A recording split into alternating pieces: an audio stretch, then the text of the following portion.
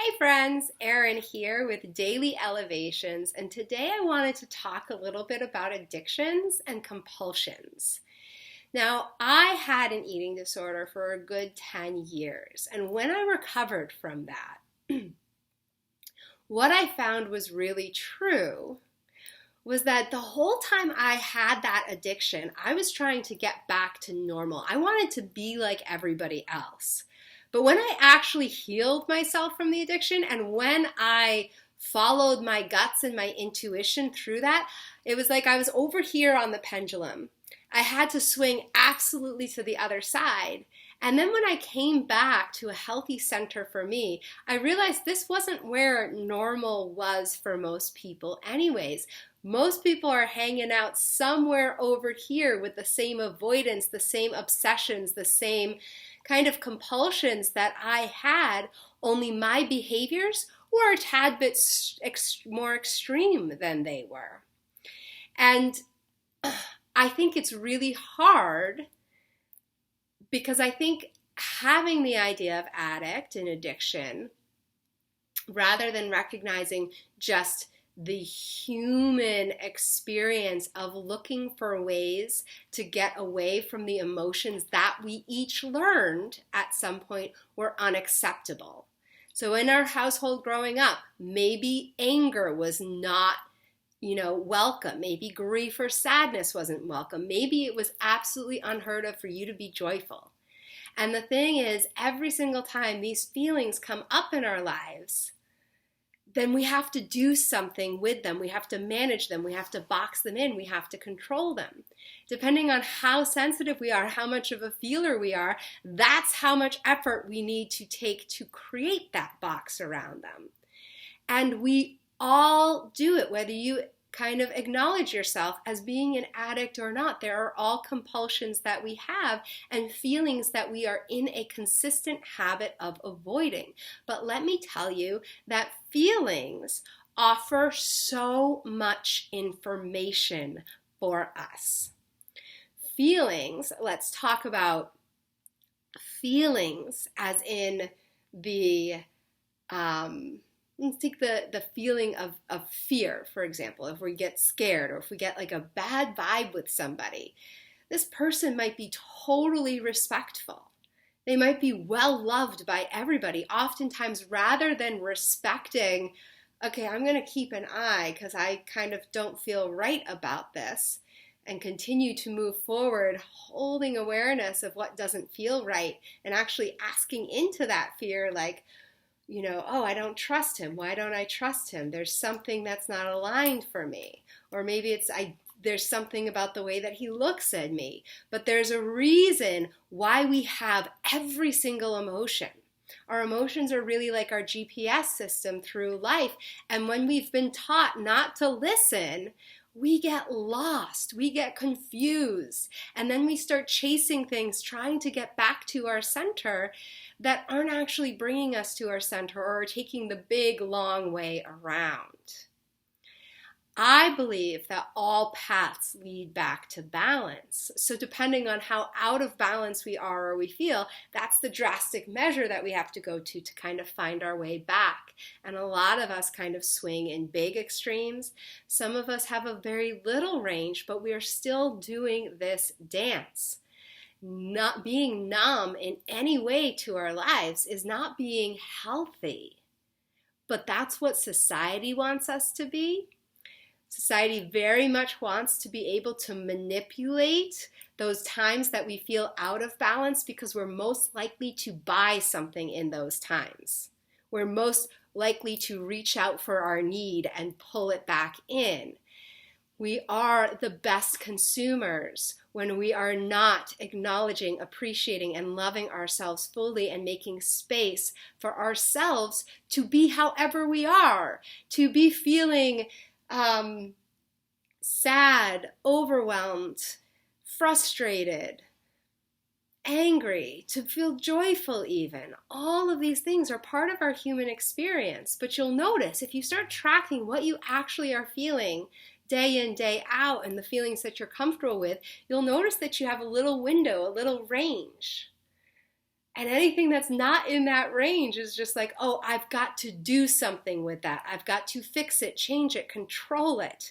And whatever you're doing to fix and change and control, the beautiful wisdom that is trying to spring forth from you is what I'm going to put in the category of compulsion or addiction or avoidance. And we all have that.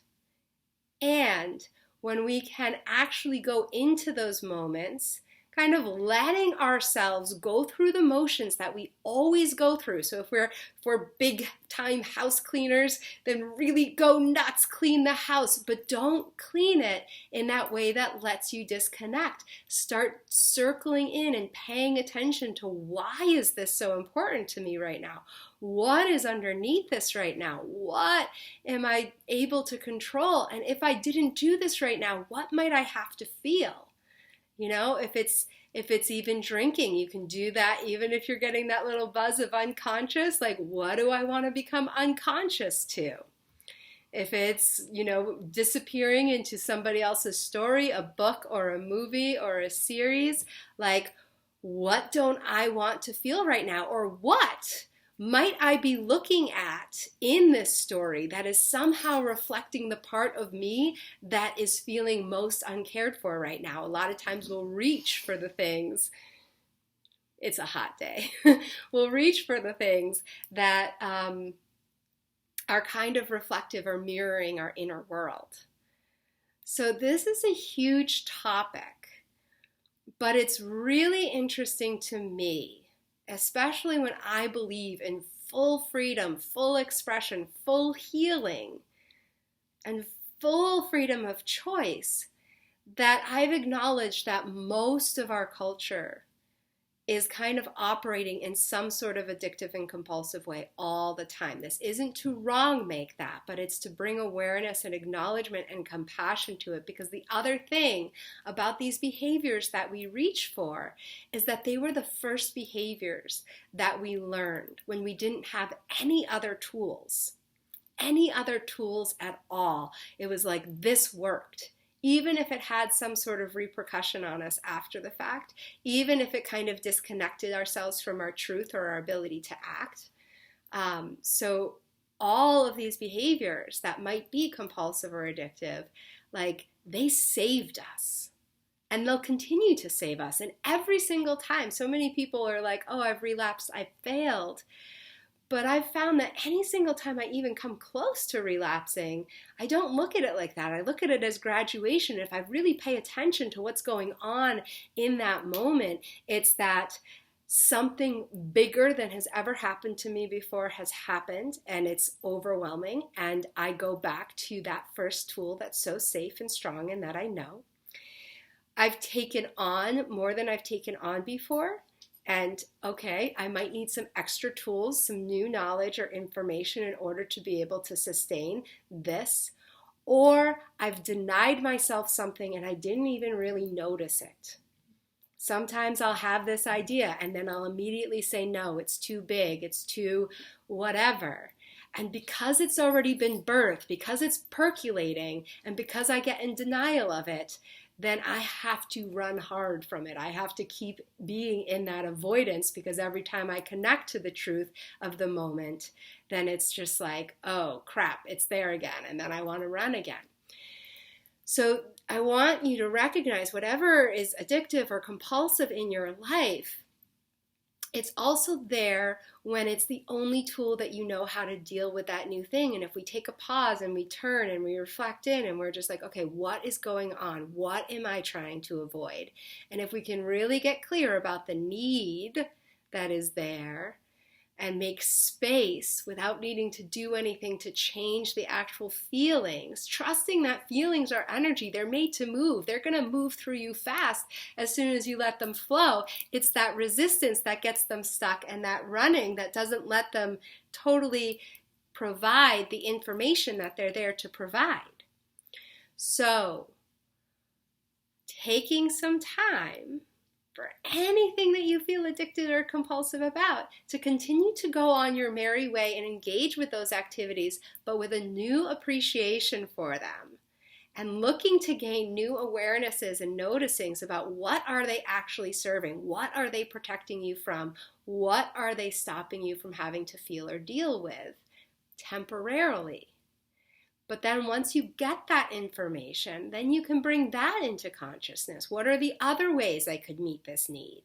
What kind of support do I need to bring in to bring this dream to life that feels totally overwhelming to me?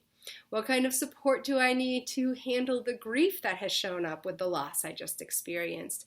Whatever it is, using that compulsive, addictive thing, not to just run, but as like okay, awesome, I'm in a place of growing right now in this moment.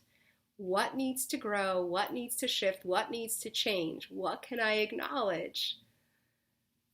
And then where can I go to get those extra tools? I know it's a complicated thing.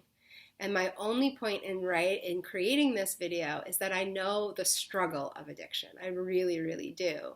And I know the judgment and the shame and the I should be that goes along with it. But I want to say, if you're in that strong category of addiction, you're not actually any worse than 90% of the population walking around feeling like they're normal because they're doing the same thing as you. And there's very few people that actually have the skills and the tools to not run from those things that are uncomfortable to feel. So everybody across the board, 1, deeper compassion for yourself. 2, play with observing what you're actually running from when you get compulsive about things. See if you can make more space for that. See if you can hear those messages underneath a little more, and then look to get a deeper level of support. And my friends, the more you learn to support in yourself, the more you're able to hold for others and the world. It's like that simple. We can't make space for others. So if you're one of those people sitting on the side of the fence saying like, I'm normal, I don't have that problem, it's not a problem. And the more you feel like you don't have that thing over there, the more you have that thing that you're not willing to look at. We're all human. Every single emotion that moves through us moves through every one of us. And some of us have alignment with the negative feelings. Some of us only align with the positive feelings, and we like to right, wrong, make all feelings. But the real experience of being human is having feelings. So play with wherever you are, whatever you do, noticing what you judge most in yourself and in others, because that's all information about what's going on with you too. And see if you can make a little more space for that holding, for the information that's there. And see if you can give yourself permission to be a little more you. Addiction's an important subject to me. And, you know, my goal is to just heal the world. Just little. But it really starts with making that space in yourself to make space for others to be them fully with whatever shows up one step at a time. And I think if more and more learned to hold all of the parts of ourselves, all of the insecurities, all of the big dreams, all of it, then there wouldn't be a need for so many to suffer and be in pain and run from their extreme feelings, because they would have a safe space in more of the people around them. I really think that this is the epicenter that the whole world kind of needs to make space for, even though there might be some scapegoats, there might be some folks out there that are just like, we want to say they have a problem or they are the problem, but I don't think it is. I think it's all of us, all the time, contributing to every problem that we see. So when it comes to addiction, just notice, what are you not willing to feel in your life? What do you want to wrong make in your life? What do you wrong make in the world? And how can you embrace the humanity and bring some understanding and compassion to that? I know I went long today. I tried to do it shorter. There were multiple takes cutting it down, but it just needed to be a little longer today. So I hope this is helpful no matter where you are in that experience of addiction, compulsion, all the shame and stuff that's associated with it. My heart goes out to you. I'm here for you. If you have questions, let me know. I'd love to go deeper with this in one of these videos sometime, but that is it for today. May you be blessed, may you be well, and I look forward to seeing you tomorrow. Take care.